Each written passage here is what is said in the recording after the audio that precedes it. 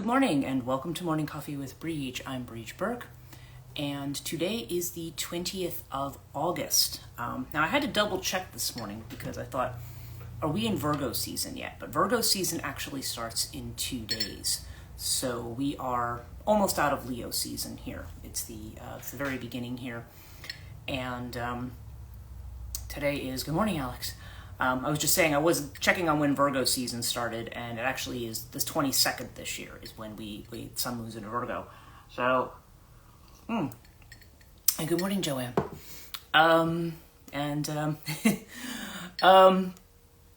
Yeah. So we so it's just, I don't know, what can I say? It's just a spectacular day. I don't know if it is where you guys are. Good morning, Sam. Yeah, it's just spectacular today. Like I posted a photo to my Facebook, my private Facebook, where I took a photo. I have my little, I guess it's time for another coffee. Yeah, that's right. Because for you, I think it's probably closer to lunchtime for you. But it's just absolutely autumnal out today. And it's raining where you are. Oh, okay. No, here it's absolutely blue skies and it's chilly and it's just perfect. So I got up and the full supermoon, I looked out my kitchen window and the full supermoon is right there. And then of course, I don't know, like I said, I have my little buffet and everything is like they're all these kinds of colors. You've seen the different colors that I have. This is another one that I have, it's these kinds of colors, right? And then I have my obligatory pumpkin spice candle and that I've had, and then so everything is just kind of there and everything's just lit up, and it just looks like something you would put on one of those fall Instagram pages or something, right? Although truthfully though, rain actually could be nice in a certain context. Like if you have a cozy inside, like rain outside can just kind of add to that coziness. So it does not have to be a bad thing at all. Now this weather, I can tell you, as you can see, I'm probably more animated in this kind of weather because I don't like, hot, gray, humid, gross. I mean, they said we're going to get a little humidity back next week, which I'm like, but it's, but whatever. I mean, we're moving towards autumn. That's the important thing. And I always feel like writing in this weather. This is like literary weather for me. I don't know why, but it's just kind of like, I don't know if it has to do with the clarity that's outside, but I have like a real clarity about I don't know, like wanting, kind of wanting to look at things. I love a misty mountain day. Yeah, absolutely. But it's just kind of like, I just want to look at, I just like looking at things in detail. Like this is a good time for me to write like poetry and stuff, which is not generally something, I mean, you can probably tell if you watched enough of my live streams and know enough about me that I'm a very verbal person in terms of breaking down and describing things. I'm not always necessarily good at, because good poetry is about conveying an image in a certain number of words. Okay, you have, this is why the certain poets like your Ezra Pounds and your people like that who are able to kind of convey an entire scene in like just a few words or a couple of lines.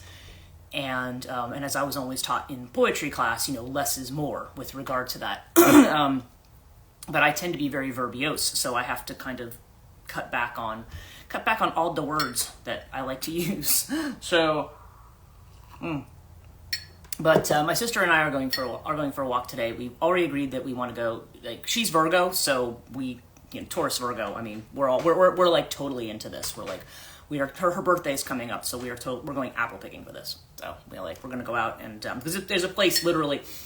I live in an area where everybody comes to go pick apples and pumpkins and stuff like that. Like this is the farm area, so everybody likes coming out here. And, so, I love living out here. I don't necessarily love the influx of tourists, only if I have to be out somewhere, because literally everywhere you go, you have like these cars with New York plates just stop, just kind of like looking around. Like, I guess kind of it's revenge for the people who go into Times Square in New York and just stand there and stare at everything during rush hour when people are trying to walk around. So my guess is that's kind of what it is. But,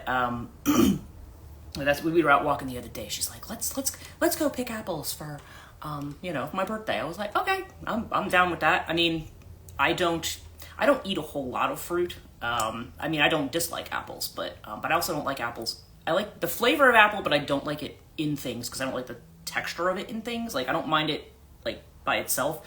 I know that sounds weird, but I could eat an actual apple that's cut up or whatever. But I don't want to eat, like, I don't want somebody to put an apple, like when you make an apple pie or an apple cake, because then it has this kind of gelatinous consistency that I don't like. So I have a weird thing with textures and stuff. I don't.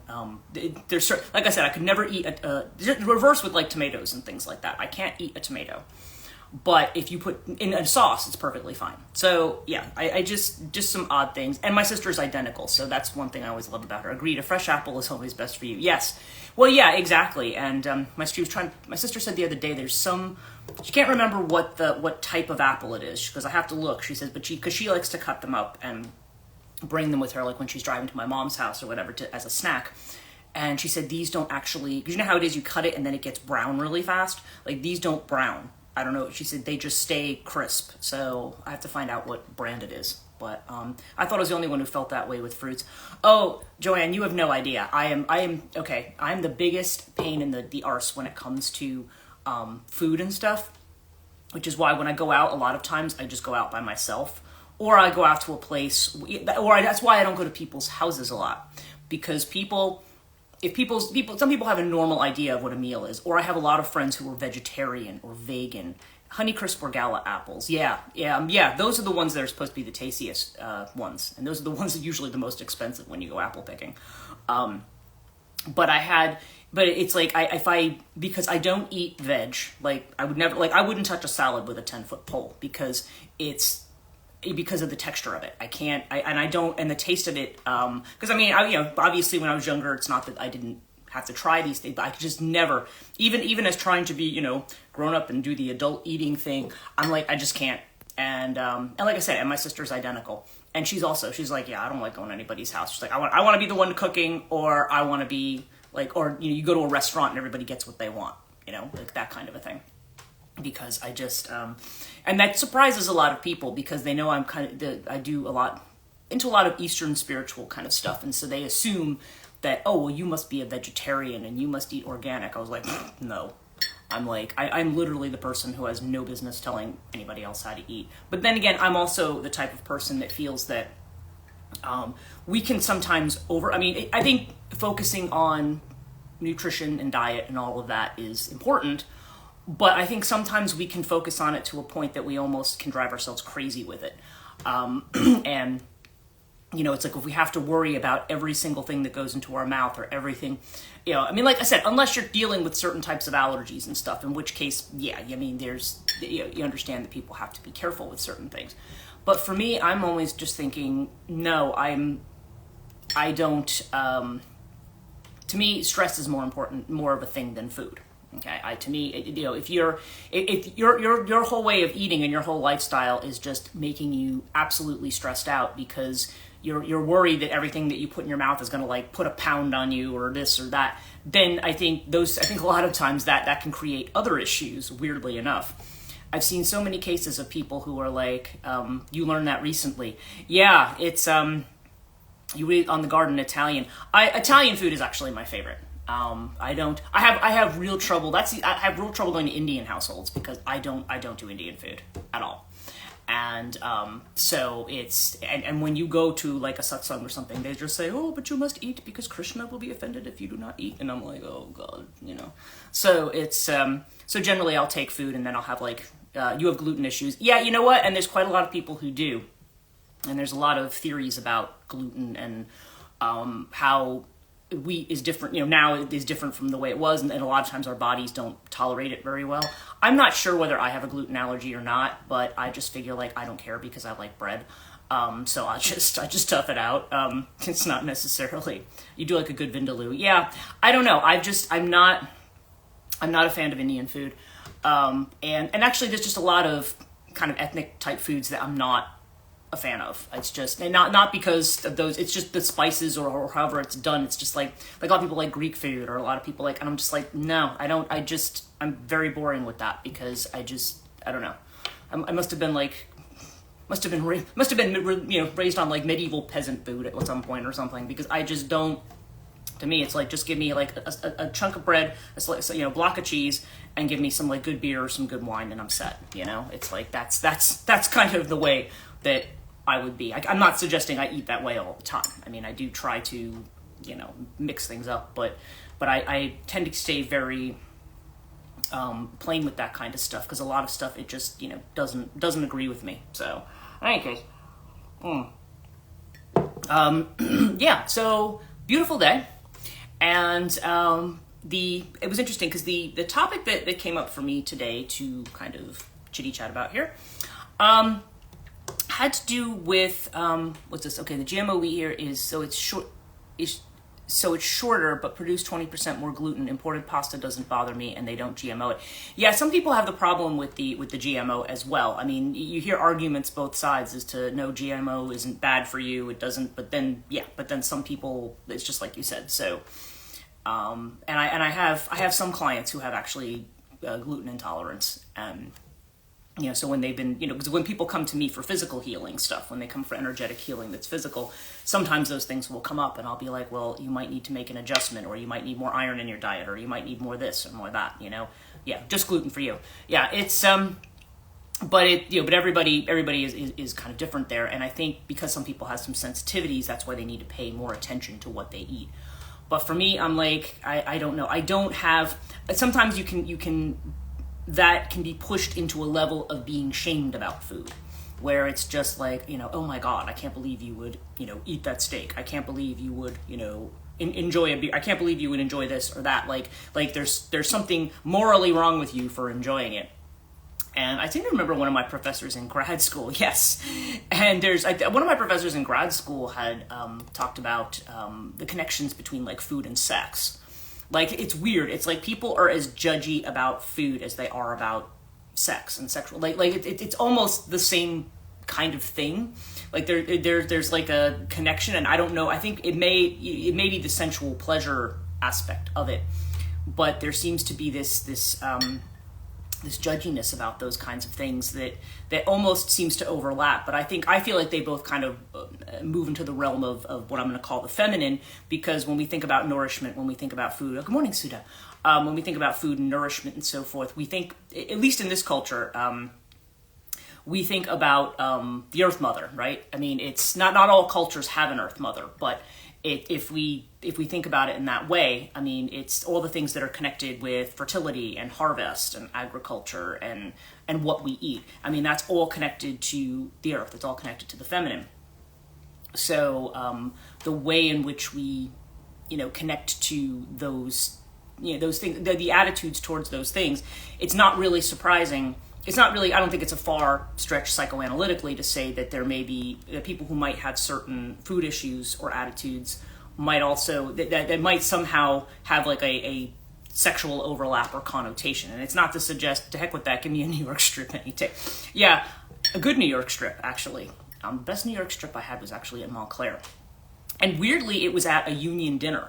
You would think a union dinner would be like, it would just be, whatever. But there's this one place in Montclair, like right on Valley Road, that does mainly catering and events. But I remember running into one of my colleagues who used to own a bookstore in Madison. He was like, this isn't like standard corporate fare. He's like, this is like really good. Like all the food there was really, really good. And it was quality, like meat. I mean, if you can find stuff like that, it's really, really good. But yeah, I'm definitely, I feel like my body's actually more protein geared, more keto geared, like if I had to, although I find that as I'm getting older, keto diets don't work for me. I have to kind of just cut down on how much food, not eating because of stress, not doing things like that. But just culturally in terms of the way people moralize food. I remember Dr. Austin saying, yeah, there's kind of a thing between the food and sex thing, and so I don't know. I remember that had been a point of discussion when we were talking about my master's thesis at that time, but which she then completely dropped the ball on in a disastrous way. But anyway, we won't get into that. So I pulled a few cards for this morning, and it was interesting because one of the topics that was coming up today, it was coming up for a lot of people, because I was talking about some of the stuff going on with me this week, and I've had conversations with people, and I don't know if this is true for anybody who's watching today, but people have had long-standing, what we'll call karmas, or long-standing, lifelong difficulties. It seems like something where maybe even if you intellectually know, like, okay, this is the right thing I have to do, or okay, I know I have this thing in the background. Like, there's not ever been an actual release of it. There's just not been, for whatever reason, we've not been able to, oh my God, it says, oh my God, yes, they're all coming up in this last week for me. Yeah. And it's all of the stuff that is kind of, like what we have to do now, now. I mean, like for me, this was the 12th house stuff that I was telling you about over the last couple of weeks, which I won't get into again. But I've talked to other people, say, who have long-standing things around family or long-standing things around other stuff. Yes, the same. Yeah, it's, and for some reason though, this week, it's like either there's like a truth that's revealed, or there's just something. In other words, there's something that comes up that creates a finality of the situation. It's almost like, okay, like all this time, this thing that this hurdle you could not get over, here it is. Here's why you couldn't get over that hurdle. Here's the thing. Here's why you need to break the tie or do whatever. There's a lot of that going on. And I always, I mean, I can observe what's going on in myself, but I also observe in what seems to be going on in the people around me, because it's not, obviously I don't live in a bubble. It's not just about me. You were miserable all day yesterday. Oh, I'm sorry. Well, yesterday was a really emotionally intense day. And weirdly, because I had that whole experience overnight, yesterday was actually kind of, I just kind of took the day off. There's, I have one bill that I needed to, I actually have 3 bills due this week. And I have close to enough money for the 3 of them, but not quite. But I did get some cash from somebody the other day, so I was just like, but literally I just kind of got in my head like, no, don't go stick it, and don't go stick that bit of cash in the bank. Like, go out and enjoy yourself, because you've been through something and you need to go out and just go out, enjoy yourself, ground. So, all right, yeah, Joanne, yeah, me too. Yeah, oh wow, okay, so yesterday wasn't a good day for you either. Yeah, it was. Yeah, it's just like yesterday was just like, well, you had Jupiter and Saturn in opposition to each other. And Jupiter, of course, is conjunct Mars. And so that's part of that. That was like the real tension. Plus you had the tension of the supermoon, and that's opposing Uranus. So there's this desire to move ahead, but it's like we're absolutely frustrated by Saturn coming in and showing us all the things that, like get down to reality. There's all this, this is going on and this is going on. It's like there's a tension, and I could feel that tension all day. A tension between wanting to worry about stuff. That's killing me. My bank card's not here. Check hasn't cleared. Oh, gosh. Oh, I know you. Oh, you were talking about that this weekend. Oh, my God. I'm so sorry to hear that. That's frustrating when you're like, when you can't get that together. I'm hoping that is something that's solved before Mercury retrograde's over for you, because that's really, that would drive me bonkers. I wouldn't I wouldn't be able to, I'd probably be very worried about it. I keep hearing Jupiter square Saturn as foot on the gas and the brake at the same time. Yes, exactly. And if you've ever done that in your car, where you've actually, or your car's in park and you keep hitting the gas pedal, sorry, I totally get. Yeah, and your car's not going anywhere, and you're like, what the hell? Like, all you're doing is revving the engine. Yeah, it's that kind of thing. And literally, the message I've gotten for this week is, somebody did a reading for me last night, and they're like, just stick to the basics, Stick to the basics this week, yeah. And, but, I mean, the card that kept coming up for me this morning was this one. And this is the card, I think, that is the analogy here. It's completion. You see this person, it's like the last puzzle piece is coming into place. And we need time to process and to absorb that, and need to kind of find our balance within that, because it's almost like we now have the key to solving the problem.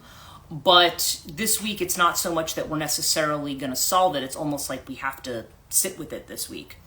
And super cool visual. Yeah, you know what? And I love this particular deck because just because of the way it conveys the meanings of those cards. It's that last piece that's coming into place.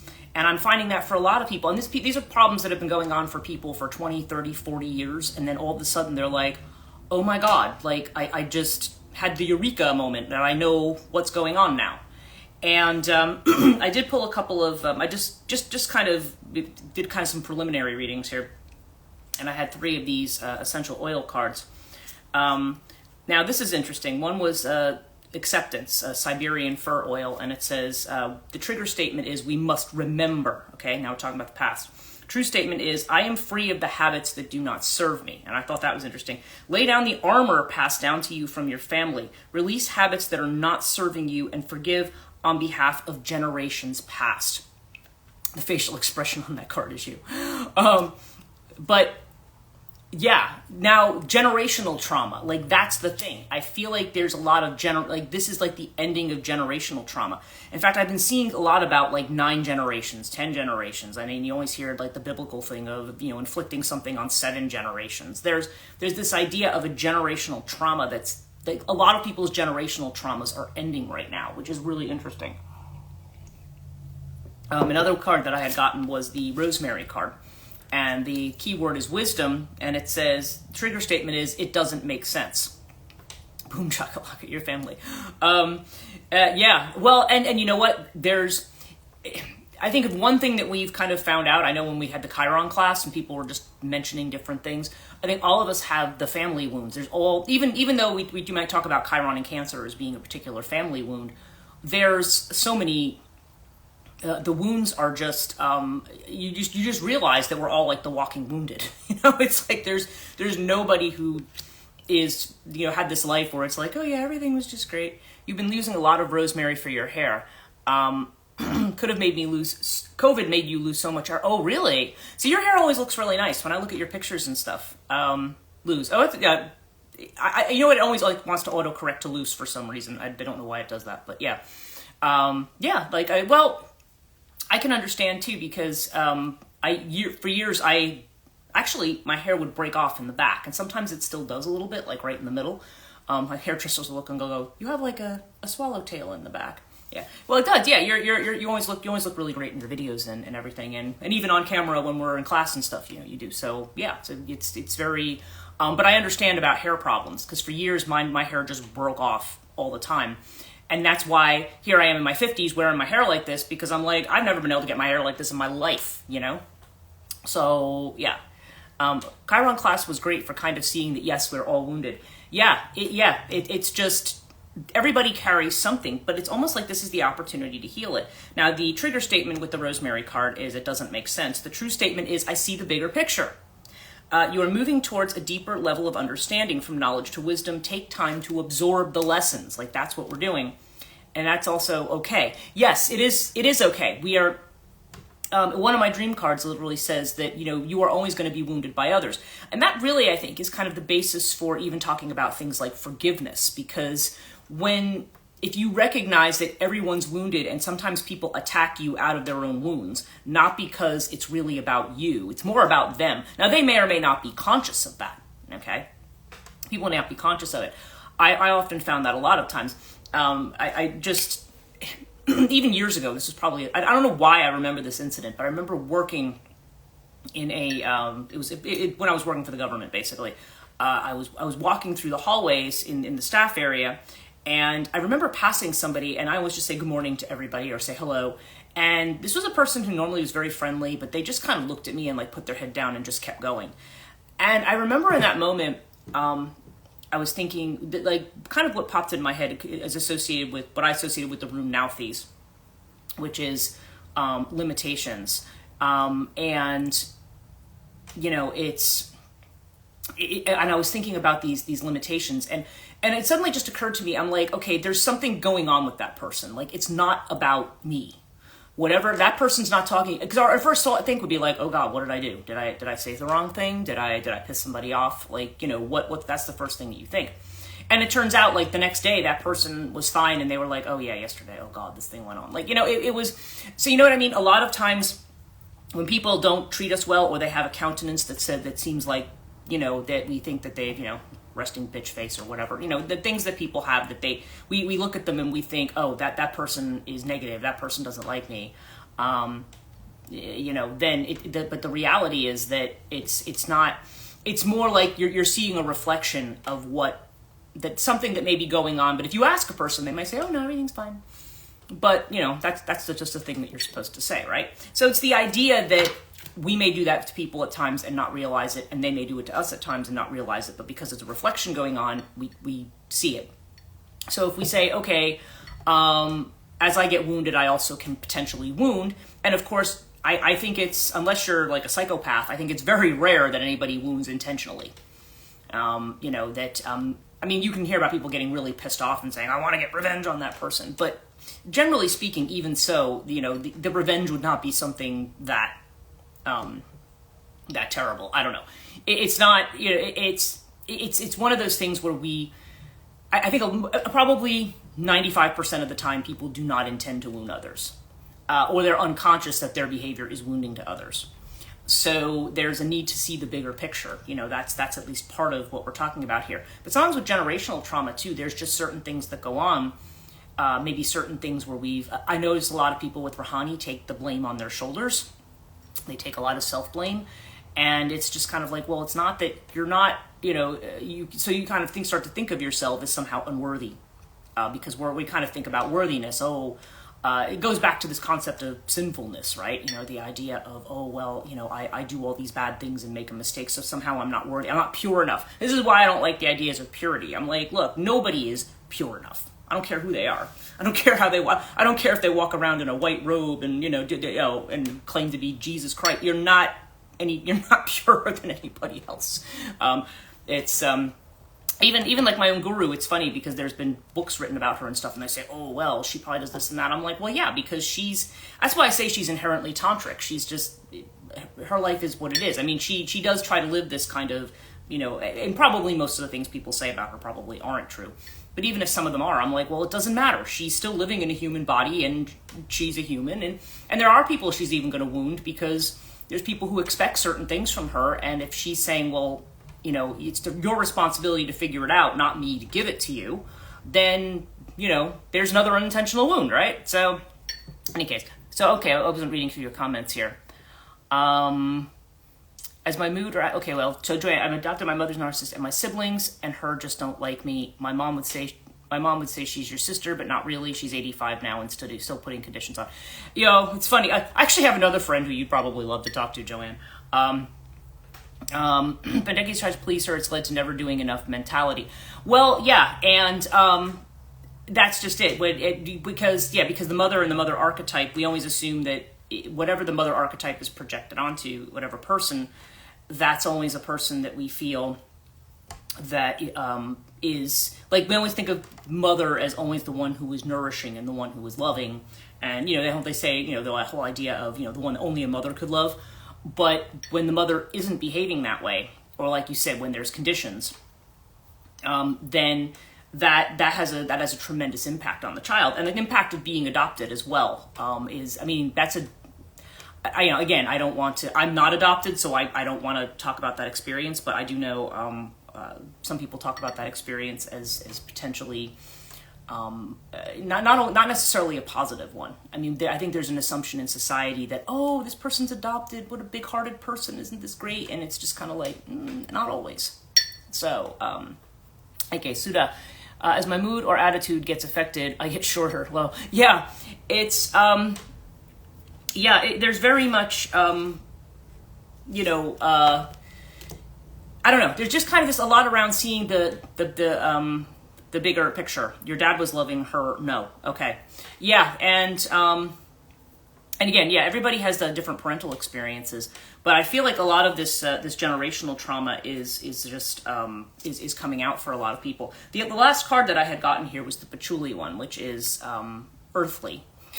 And it says, the trigger statement is, I hate my body. The true statement is, my body is my temple. Remember that you are a spiritual being having an earthly experience. Revere your loyal, sacred body. So here we started out by talking about food and stuff like that.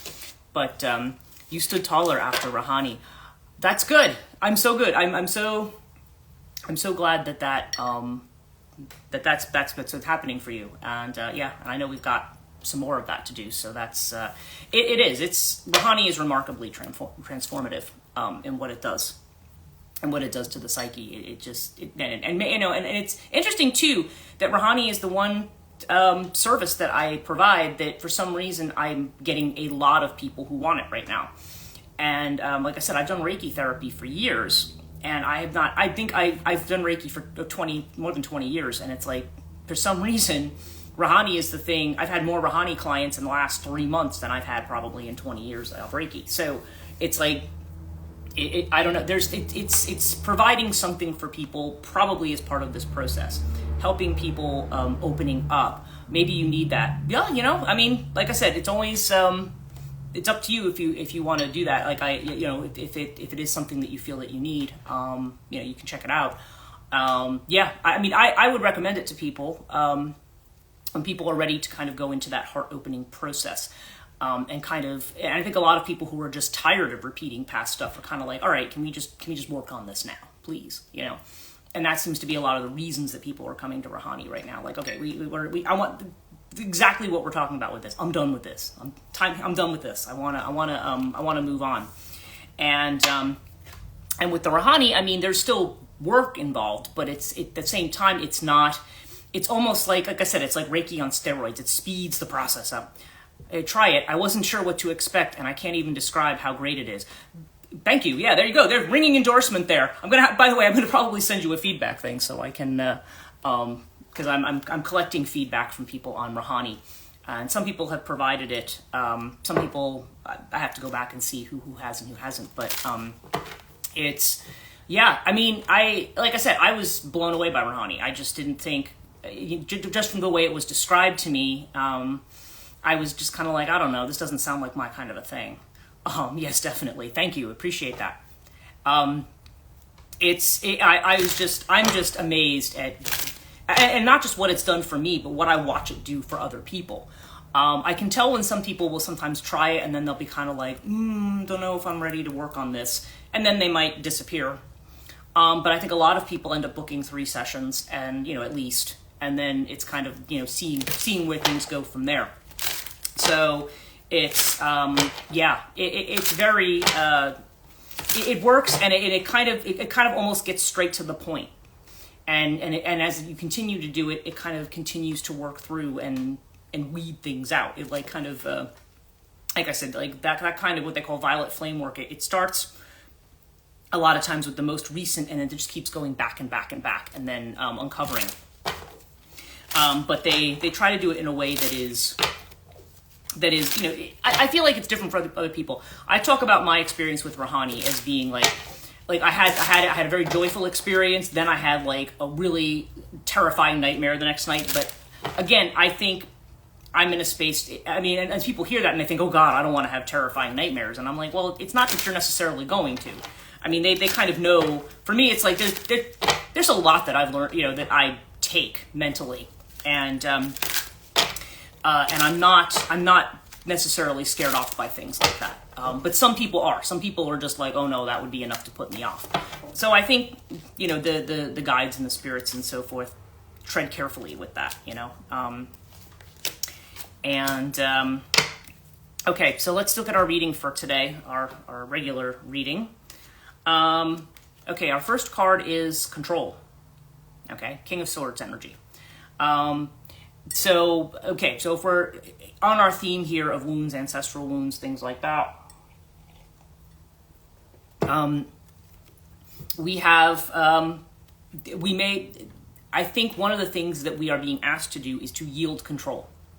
Okay, because that's what this card's actually about. And I can tell you for myself, certainly yesterday, one of the things that came out of that experience when I told you how I was in the morning, and even in my new live stream, I'm like, I'm forgetting words, I'm forgetting stuff, like it wasn't, when I have that kind of a meditative experience, I'm not very verbal. I mean, which is surprising. I mean, I still can be verbal, but I'm not, I find, like, I don't know, there's just, the words kind of go away.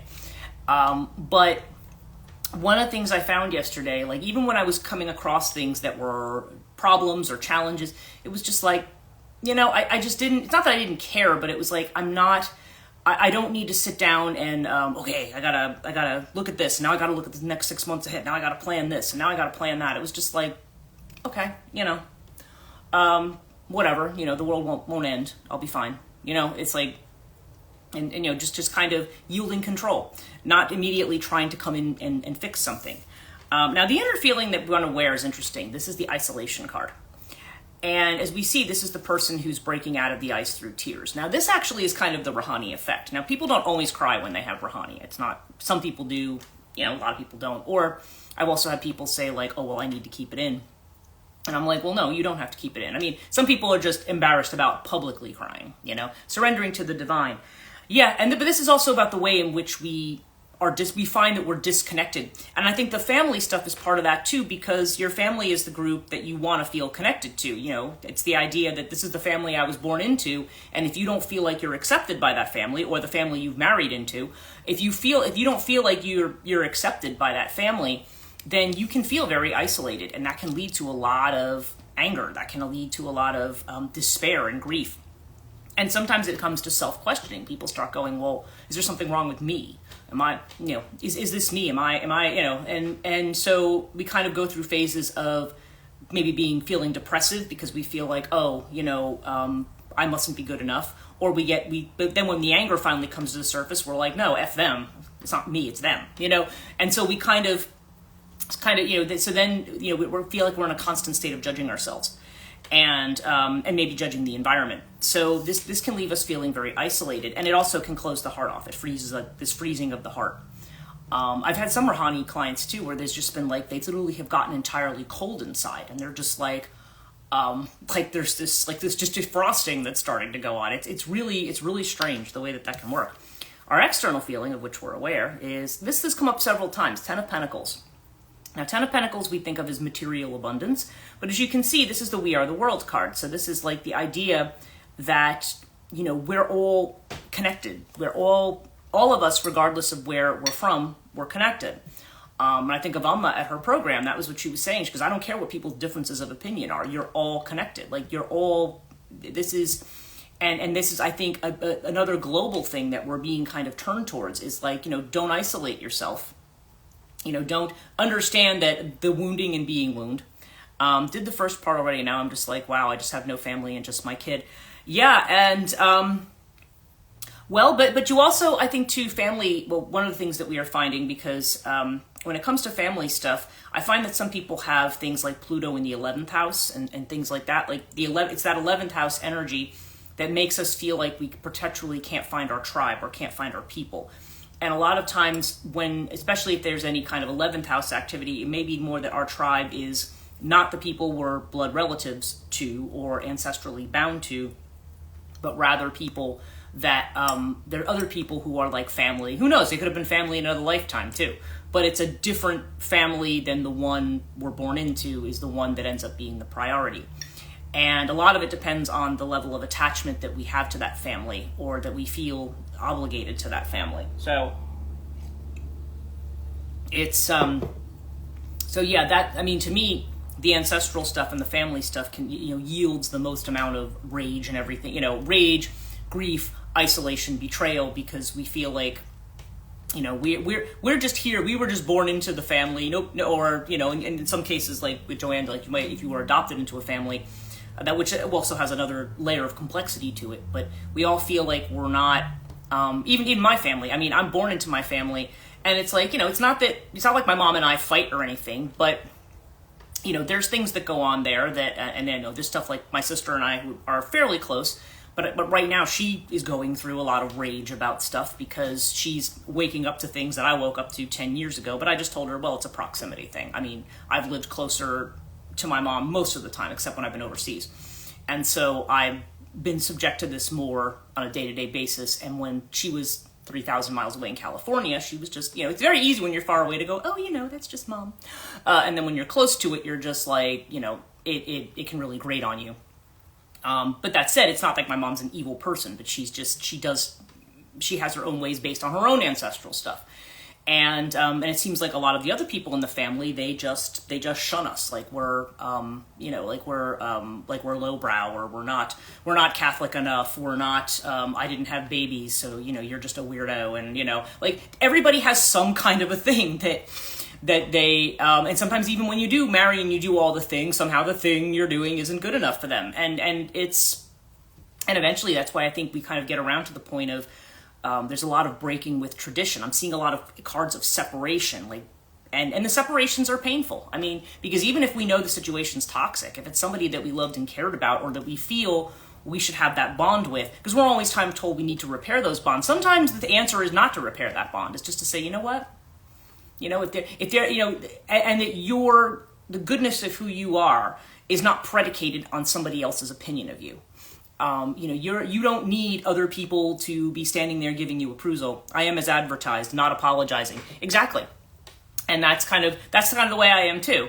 I did the live stream a few days ago about intimidating, and I said, I've had people tell me that, and I'm like, well, it's not that I'm anything, it's just that I just am who I am, and if I don't feel like I need to modify myself for things. I think I have a decent enough sense, because people act like I have no sense of diplomacy and I'm like, that's not true at all. I'm actually, I know when something should be said and when it shouldn't be said.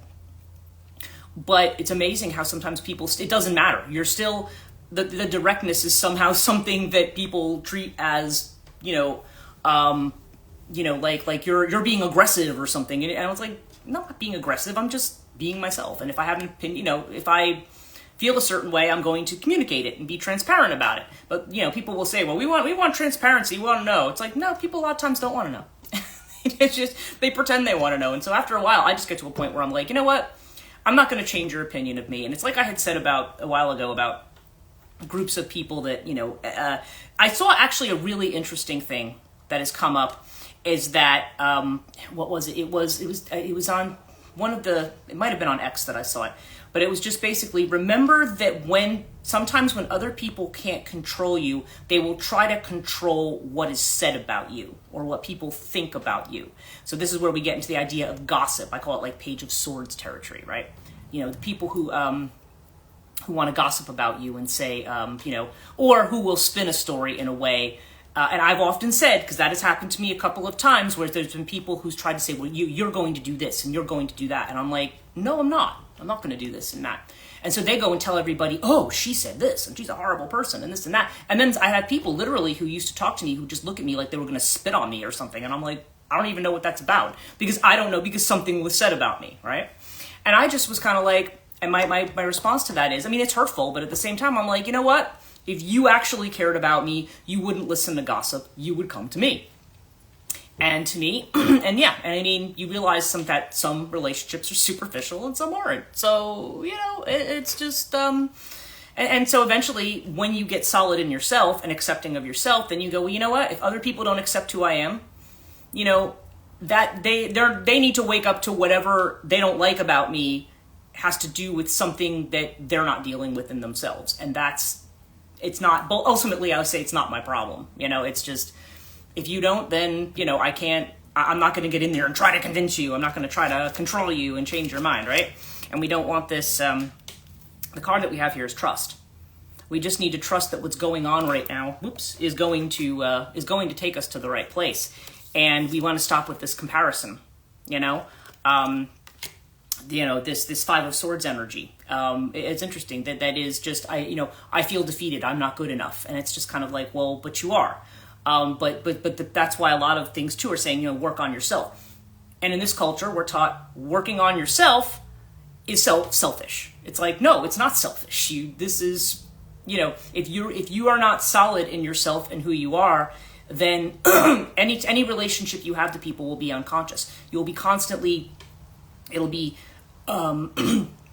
you'll be it's just all projection, and everybody around you is the one, it's like, well, everybody hates me and it's because I'm not good enough or whatever. And what it is it's just not that I don't know if they're picking up on a lack of confidence, or if they're just picking up, or if somehow something about maybe what's wounding you is triggering them with something. But ultimately, that kind of thing is always going to happen. We're in a hall of mirrors.